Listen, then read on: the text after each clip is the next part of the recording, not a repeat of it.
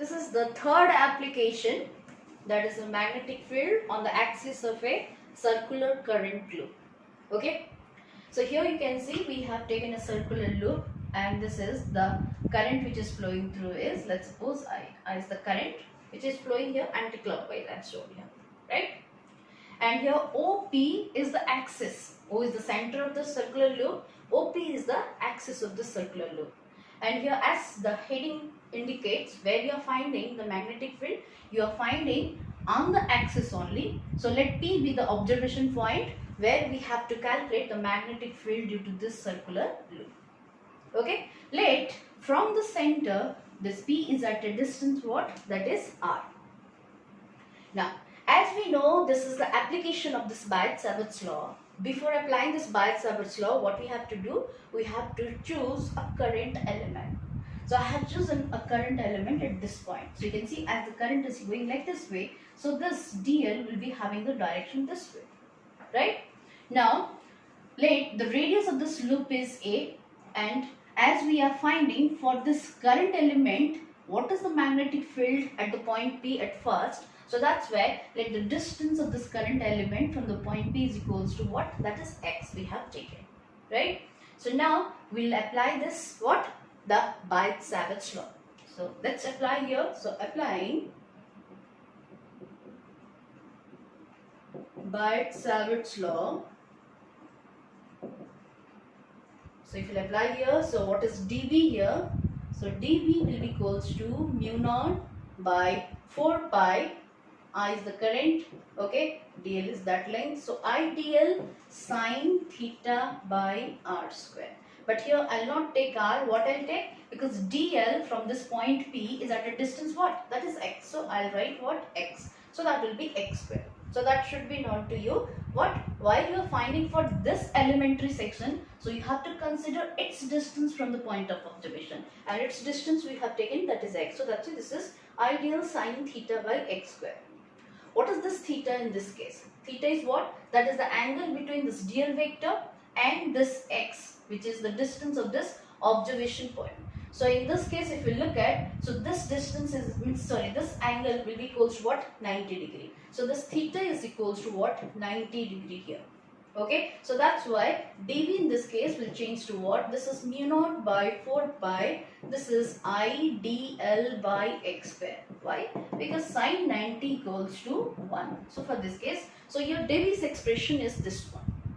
Okay, so here you can see that dV is this one. What will be its direction? By taking that same rule I have said you, that is right hand palm rule. So it will be easier to calculate what will be the direction of dV at that point P. Now you can see that for this section, what is the dV you are finding? So this palm rule if you are applying, so what is the thumb is indicating? The direction of the current. So that means what will be that point P when you are reaching, how it is going? It is going in this way. So that means outward.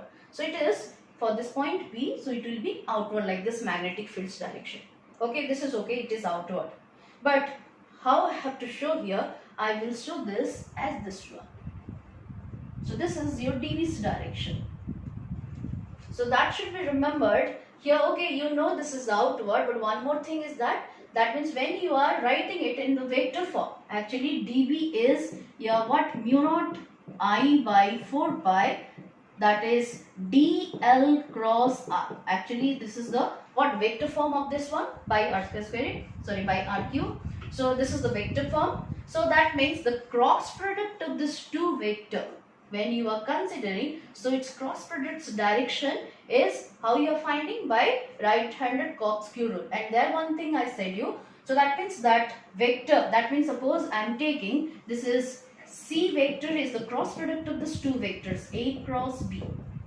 To the cross product of two vectors. Now if you are finding the direction of the C is also a vector, so that means if you are finding the direction of the current, always C will be what? It is perpendicular to A, even the perpendicular to B. Okay, so that I said you what? So the plane containing an A and B, to that plane the C will be always perpendicular. So that should you remember here. So that means if this is the vector X, which is the distance, So with this dv must be perpendicular, as well also dv must be perpendicular to dl. So that's it, dv's direction will be like that, so that it will be perpendicular to this one. So that is how we have to show the direction. So let's suppose this angle is phi. This angle is, let's suppose, phi. We got the value of dv and even its direction. Now similarly, if we choose another point which is just diametrically opposite to this dl, so for that also we can find out what will be the magnetic field at the point B. So here suppose we have chosen another dl or current element just diametrically to the opposite point of this one, and its dl's direction will be this way, right?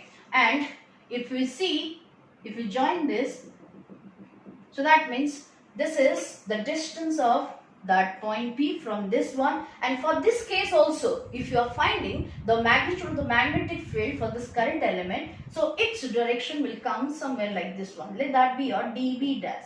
So similarly you are going to find, and dv dash will be also, so let's suppose this is x and this is suppose x dash, so dv dash will be also perpendicular to what? X dash. Okay, so we have only considered two diametrically opposite current elements. Now see, now this dv what you got, actually we are trying to find out what is the total magnetic field due to this total coil, okay, current loop we can say. So here dv, let's resolve dv into two rectangular components. So here for this dv, if I'll resolve it, so here this is the vertical component, this will be its horizontal component, okay. But let's find out what is this angle it is making. Look at one thing here, as I said, this total angle is 90, right? And this is a vertical component, so with the horizontal it is making 90. So here, look at here, let's suppose this is angle y, this one, this to this portion, let's suppose this is angle y, okay. So now I can show here, let's suppose this is, I'll show what is this angle. Now this to this, that is phi plus y, I am showing you 90 degree. This is okay. And this y plus, let's suppose this is the unknown one. Let's suppose this is unknown one, right? So y plus this unknown thing, this is also 90 degree I said you, because I said with the x dv is making 90. So if you look at here, y is common. If y is common and the sum of these two things is 90 degree, so in that case, what will be this value? This will be equal to what? That is phi only. Okay, so that means this unknown value will be nothing but the angle will be what? This is phi, right? So here, so that means this is also phi. So we got this one. Now we have to resolve it. Now if this angle is phi, this dv when it will resolve, so this component will be equals to dv cos phi, and this component will be what? dv sin phi. So we have resolved dv. In the similar way, we can also resolve dv dash also. Okay, so we can resolve dv dash. So we have to take the vertical and horizontal component, right? So dv dash, so as I have shown this one, again in this case also it will be the same, it will be phi, it will be coming. So this one will be your dv dash cos phi, and this horizontal component will be equals to dv dash sin phi. But look at this dv and dv dash, its magnitude will be same, because its magnitude is what? Mu naught by 4 pi idl by x square. Because if you are taking a circular loop, so this point P will be always at equal distance from any point from its circumference. So x value will be same. So whether it is x, I am taking x dash, but both are going to be same. So dv and dv dash is exactly the same thing. So their magnitudes are equal, right? So that means here you can see, if I am taking two diametrically opposite points, here you can see at the point P, this dv cos phi and dv dash cos phi, both are acting in the opposite directions, you can say. And what I said, since magnitude of dv is same as to dv dash, so that's it, they will cancel each other. That means this vertical components, they will get cancelled. Okay, now what is left here? This horizontal component dv sin phi and dv dash sin phi, so both are acting in the same direction. So what will be the net of this? So sum total of this one. Okay, so like this way, any two diametrically opposite point you consider on the circular loop, for them also the same thing is going to happen. So in that case, what you have to do, when you are trying to find out what is the total magnetic field, so you need to integrate that one. Okay, so that's what you can say here. the total magnetic field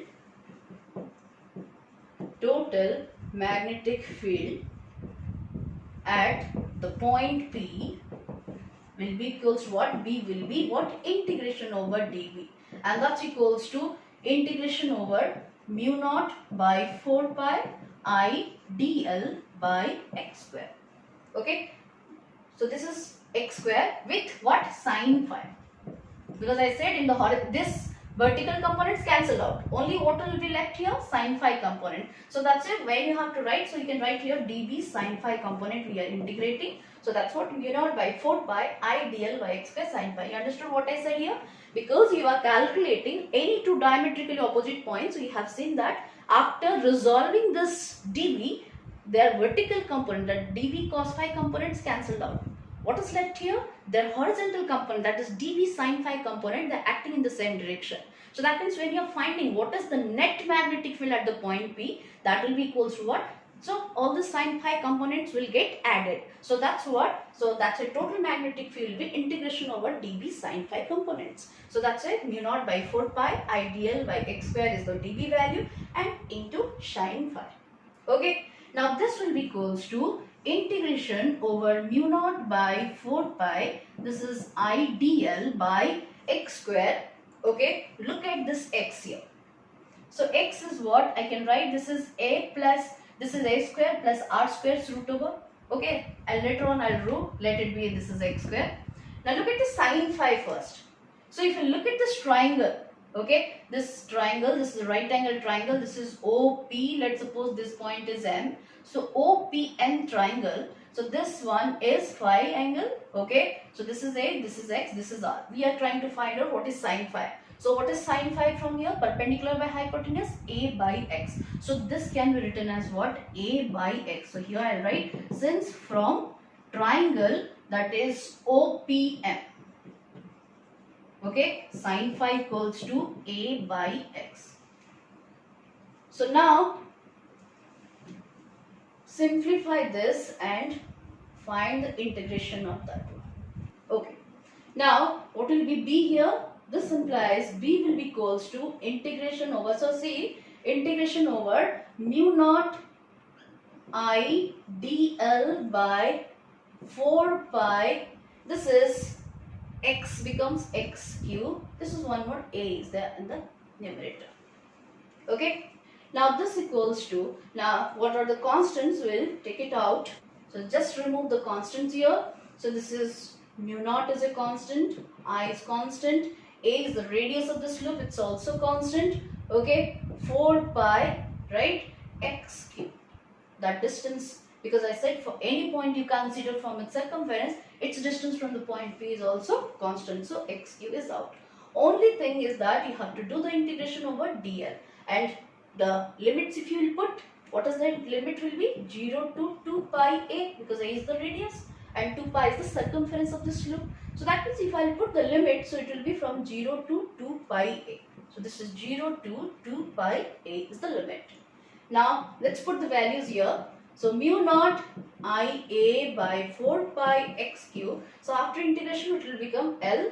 So the limit is from 0 to 2 pi A. Now this will be equals to, this is mu naught I A by 4 pi x cube. So this is into, this is 2 pi A minus 0, or this will be equals to mu naught I A by 4 pi x cube into 2 pi A.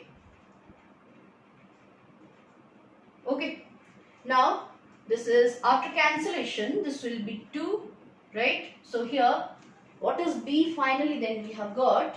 So here if you see what is the final equation here, B will equals to mu naught I, this is A, so it will become A square, right, divided by what? This is 2x cube. So this is what you have got, or we can also write in this form, this is mu naught I A square divided by 2. Look at, as I said, x is what? It will be same as to write, this is A square plus x square, A square plus r square, A square plus r square its root over, or power is how much? 1 by 2, and the top of that power is 3. So it will be totally, I can write what? Power is what? 3 by 2. So this is what the expression is for the magnetic field, okay, due to a circular current loop along x axis. Now here if you'll see some special cases here.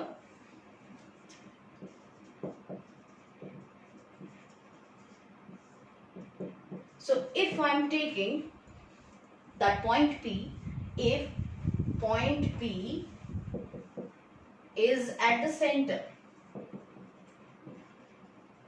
if the point P is lying at the center, P is the observation point. If the point P is lying at the center, that means if P is nothing but your O only, so in that case R value will be equals to what? 0. So I will delete R is 0. So that means in that case B will be equals to what? This is mu naught I A square divided by 2 A square to the power 3 by 2. So this will be equals to mu naught I A square by, this is 2 get cancelled, so this is 2A cube, or here power of 1A will get cancelled, so this is mu naught I by 2A. So this is what we have calculated, the same formula in the previous derivation when we are finding what is the magnetic field due to a current carrying loop at its center, and the formula is this. So when the question comes for the derivation, you can either use that formula or you can derive in this way and just put the special case here by taking that distance to be equals to